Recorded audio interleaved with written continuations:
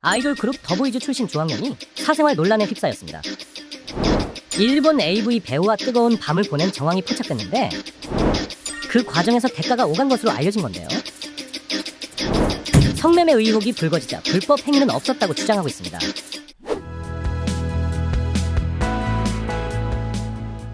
안녕하세요. 성범죄 SOS 민경철 변호사입니다. 얼마 전 국내 남자 아이돌과 일본 AV 여배우의 만남이 화제가 됐었죠. 돈을 주고 잠자리를 가졌다는 보도가 나오면서 성매매 처벌법 위반 혐의로 고발장이 접수되기도 했거든요. 소속사가 즉각 그룹 탈퇴와 전속 계약 해지를 통보하면서 성매매는 사실이 되는 듯 했는데요. 이에 주학년 씨는 있어 보이려고 그랬다 라고 말을 바꿨습니다. 경찰은 구체적인 사유나 정황이 불충분하다며 불송치 결정을 내렸다. 성매매가 인정되는 기준은? 성매매는 돈을 주고 상대방과 관계를 하면 성매매가 되는 거예요. 근데 이 사건을 보면은 수사하는 측면에서는 정말 어려워요. 경찰에서도 열심히 하려고 했겠죠. 근데 지금 딱 유일한 단서는 본인이 성매매했다 라고 과거에 한 말밖에 없거든요. 상대방 여성이 나 성매매한 적 없다 딱 이래버리면은 수사하는 측면에서는 쉽지가 않아요. 이 돈이 만약에 계좌로 꽂혔다거나 그러면은 계좌에 흔적이 남아있겠죠. 근데 그런 거 없는 이상 둘이서 나 그런 적 없다, 성매매한 사실도 없다, 성매매한 적이 없다 이래버리면은 설사 성매매를 했다 하더라도 수사로서 그거 밝혀내는 거는 굉장히 어려운 일이라고 봐요. 주학년 씨는 자신을 고발한 이상의 인물에 대해 무고죄로 고소하겠다고 밝혔다. 무고죄가 성립되려면? 이건 무고죄는 안 돼요. 무고죄라는 거는 수없이 많은 사건에서 무혐의 처분이 나와요. 근데 그 무혐의 처분의 반대가 무고가 아니에요. 무고는 어떤 경우에 무고가 되냐는 거냐면은 내가 상대방이 성매매 안 한 걸 알아. 그러면서도 성매매 했다고 고발하거나 이런 경우는 무고가 될 수 있어요. 근데 이거는 주학년 씨가 내가 성매매 했다고 얘기를 한 데서 비롯한 거잖아요. 그걸 이제 법률적으로는 사실 오인이라고 하는데 그 말에 근거해서 고발을 했는데 그게 무혐의가 돼서 무고가 된다? 이런 경우는 무고가 안 돼요. 이번 사건을 성매매라고 처음 보도한 매체와 기자도 고소하며 민사상 청구 진행도 예고했는데요. 배상 범위는 어떻게 선정되나요? 배상 범위는 모든 소송이 다 그래요. 적극적 손해, 도극적 손해, 위자료.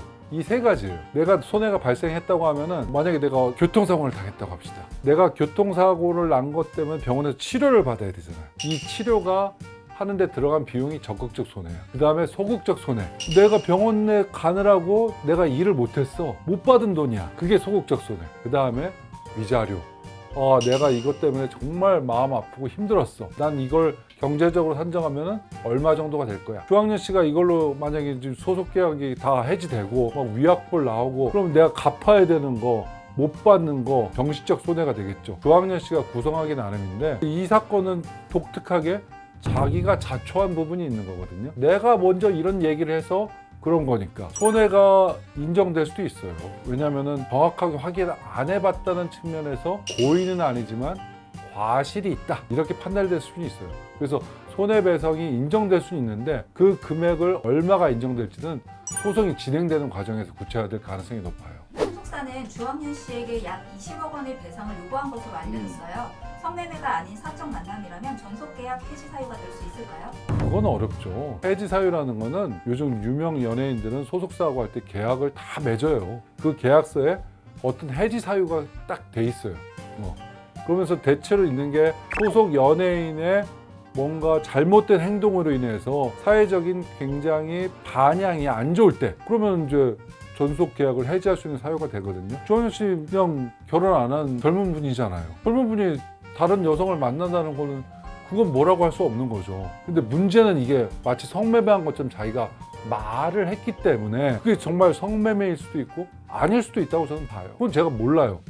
하지만 자기가 그걸 초래를 했기 때문에 그게 문제인 거거든요. 근데 일반인이라고 하면은 그게 해지 사유가 당연히 안 될 텐데 자기 이미지가 너무 흐려졌어요. 특별히 주학년 씨 같은 연예인, 공인 같은 경우에는 그렇게 이미지가 흐려진 경우에는 해지 사유가 될 여지도 있다고 저는 생각해요. 성매매가 아닌 아님에도 잘못된 기사로 인한 이미지 실추로 아이돌 활동을 할 수 없게 된다면 주황년 씨는 매체와 기자에게 향후 활동으로 벌 수 있는 금액에 대한 배상금을 요구할 수 있을까요? 그러니까 요구하는 거는 그 사람의 자유예요. 그러니까 소송을 건다는 거지.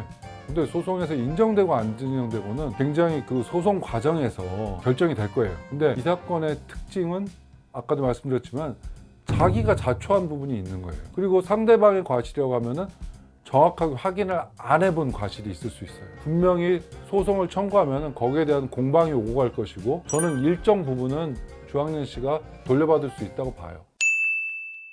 제가 이 사건 보면서 느낀 거는 우리나라뿐만 아니라 전 세계적인 추세인 것 같아요. 공인들에게 기대하는 수준은 굉장히 높아요.